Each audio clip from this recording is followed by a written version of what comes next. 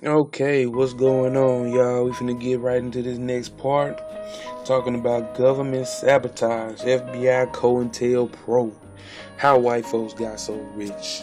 This is your boy, brother Tammuz, brother Demuzi, whichever one you wish to call me. It doesn't matter to me. Of course, we've heard Cointelpro over the years. We have heard about Cointelpro. Democracy Now! Did a interview with the white kids. They were old as shit in the interview, but they were white kids back in the 60s, I believe it was, and they basically found out the truth, about a secret FBI organization known as Cointelpro. I'm gonna find that video. I might attach it to this, or I might leave it in the description box. I don't know. I'm gonna leave it. I put it in the description box. So, getting into this part, man. From its very inception, the Federal Bureau of Investigations has taken hundreds of known disruptive actions against black organizations, including the use of agent provocateurs, sabotage and wiretapping, and the planting of false rumors and disinformation. Sorry, I read too fast. The FBI is also a prime suspect in the murders of key black leaders and activists. The longtime leader of FBI, J. Edgar Hoover, directed that a letter be sent to Reverend Dr. Martin Luther King Jr., pressuring him to commit suicide. The U.S. government letter was addressed to King. You are a colossal fraud, and an evil, vicious one at that. You could not believe in God, King. Like all frauds, your end is approaching, King. There is only one thing left for you to do. You know what it is. You better take it before your filthy, abnormal, fraudulent self is barred to the nation. Hoover, the top law enforcement official in America, was not deranged. Dr. King and his Poor People's Campaign and support for the Memphis sanitation worker strike was signaling an interest in pursuing an economic agenda for his people. This threatened to drastically alter the social economic condition of white America, which has always relied on black economic helplessness and dependence.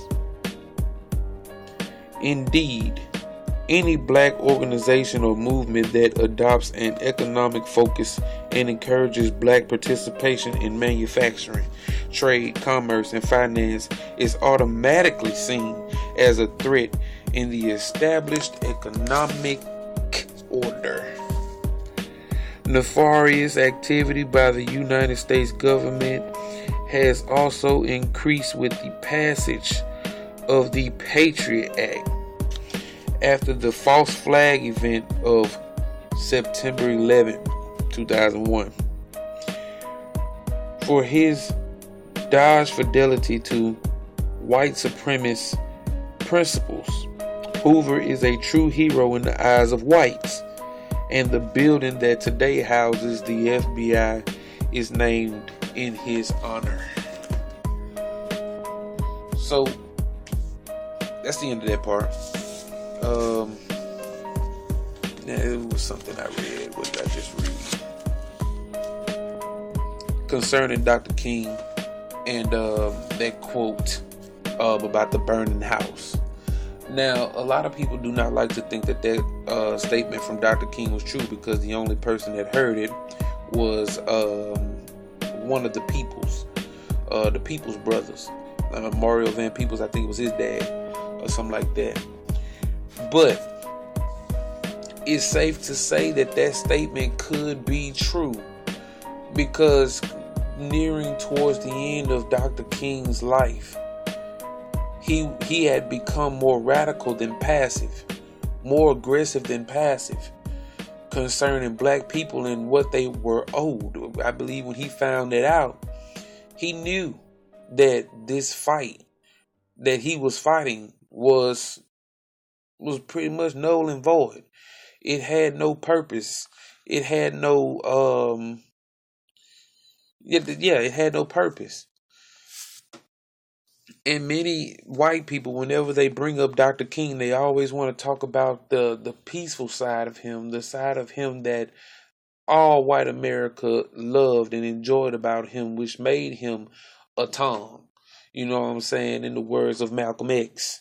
And I believe that Dr. King was. He played the role of a Tom because he refused to, he wanted to be ignorant to the white man's true nature. He wanted to give the white man the benefit of the doubt, which played a significant role, not so significant role in his ultimate demise. I believe that the last 2 years of Dr. King's life is the Dr. King that we should that's the Dr. King that we should honor. When you find out the truth, Dr. King probably would have still been alive today with Jesse Jackson and Al Sharpton. All of them would have been alive. Well, he would have been alive with all of them. And we probably would have been more passive than ever. But that's all that I wanted to say concerning this part. Of course, everyone should know about Cointelpeo. If you don't know about Cointelpeo, I'm going to leave links in the description box concerning Cointelpeo, who they are, how they started, and also that link, that interview that Democracy Now! Did with the white kids that broke into the FBI and found out this information. So, with that being said, let me know what you think down in the comments. If you're new to the channel, check out the content. Let me know what you think. Like, share, subscribe, all that good stuff, man. And I'll see you in the next one. Peace.